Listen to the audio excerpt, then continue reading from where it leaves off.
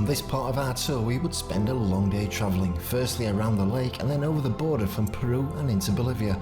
After a visit to Sun Island we continued to the Bolivian capital, La Paz.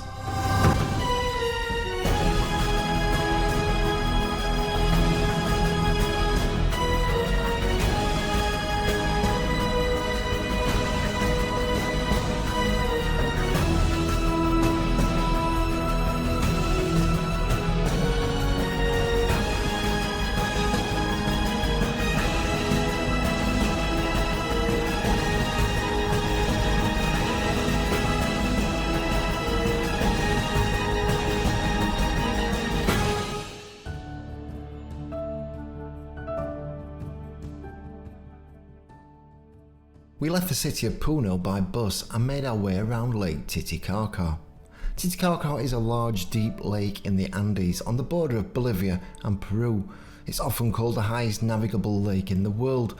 And one thing is for sure, it is by volume of water and by surface area, the largest lake in South America. The scenery is breathtaking in parts, and no more so when you see the distant Cordillera Real, a mountain range in the South American Altiplano of Bolivia.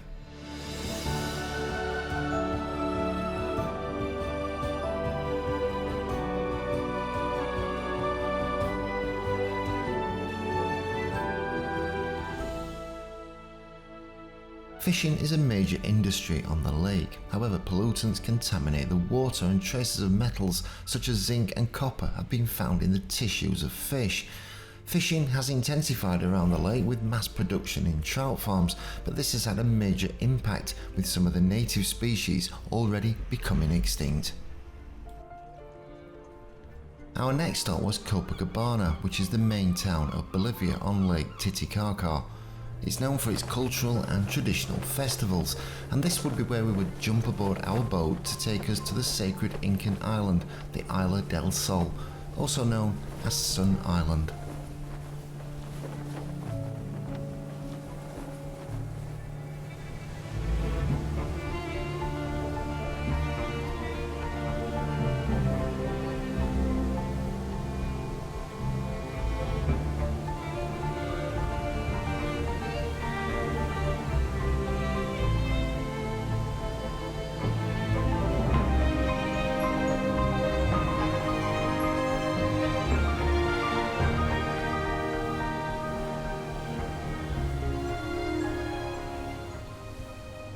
The village of Yumani, located on the south side, is the largest and most developed settlement.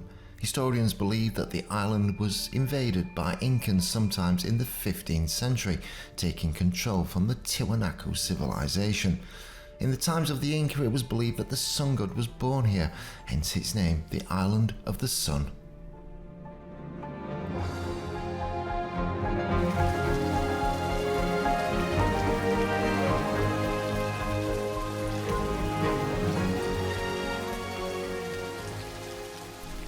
With no transport links around the island, the only way to explore is by foot along rocky trails. Today, for the locals who inhabit this island, their only significant sources of income come from agriculture, fishing and tourism.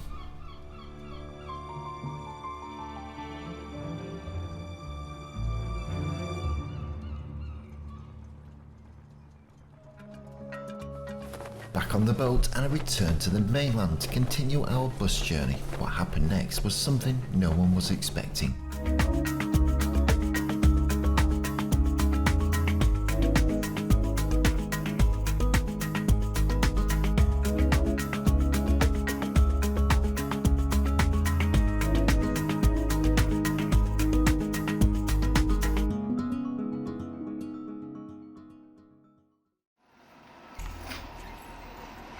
We arrived at the Strait of Tokina, a passage that connects the larger and smaller parts of Lake Titicaca in Bolivia. Once again, we had to get across this short expanse of water, and what we didn't realise is that our bus would also be making the trip. A tense time for everyone, including our feathered friends. As we boarded our tiniest of tiny boats, our bus was about to try and manoeuvre onto a large barge. Was this the end of our trip? Would we have to thumb a lift at the other side? The barge was pulled into position and our very brave driver took his first tentative movements.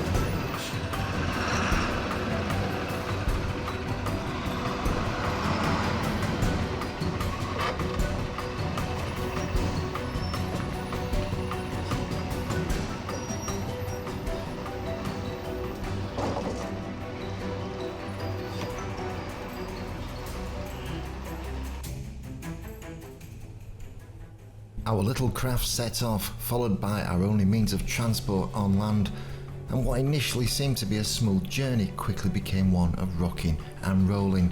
Yet another exhilarating part of this amazing tour was unfolding before us.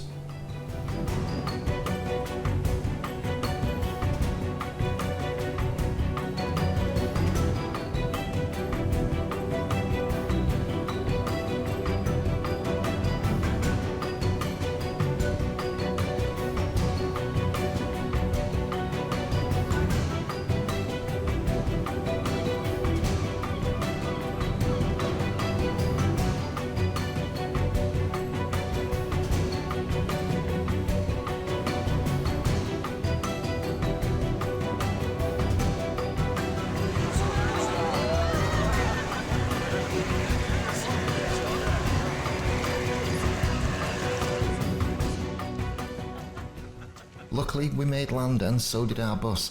Tomorrow, we would be in La Paz, the Bolivian capital.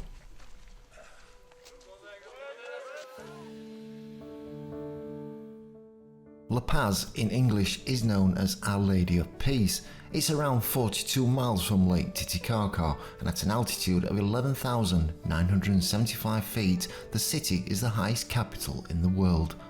Located in a bowl surrounded by high mountains, the largest being the triple-peaked Yumani. In the historic centre of La Paz, you'll find the Museum of Popular Arts and Crafts, which was once the palace of the Marquis of Villaverde. The architectural structure, built in 1730, has a typical colonial style and stands out for its patio and stone arches.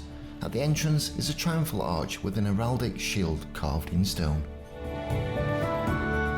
The Plaza Murillo is the central square of the city of La Paz.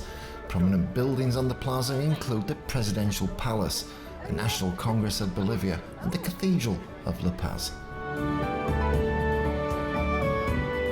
La Paz was founded on October the 20th, 1548 by the Spanish conquistador Captain Alonso de Mendoza, and was originally under Spanish colonial rule as part of the viceroyalty of the Rio de la Plata before Bolivia gained independence.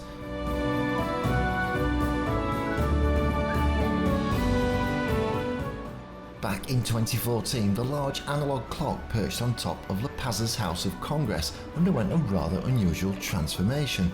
It was reconfigured to run backwards, and confusion still reigns today, especially if it's the end of your shift.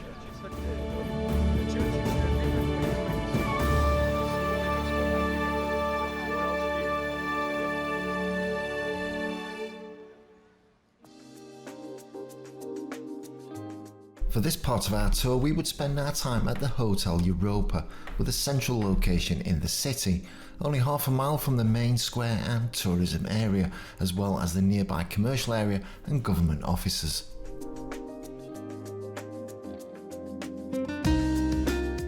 Our premium room gave us a spacious and comfortable experience, with ensuite facilities and all the little extras you would expect, ensuring a feeling of relaxation and some solitude away from the bustling streets of the capital.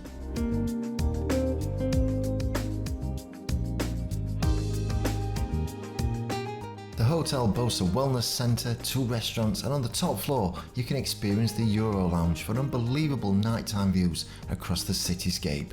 So if you're looking for a premium experience, then the Hotel Europa may just be the place you need after a long day of sightseeing. coming up next time on our South American adventure.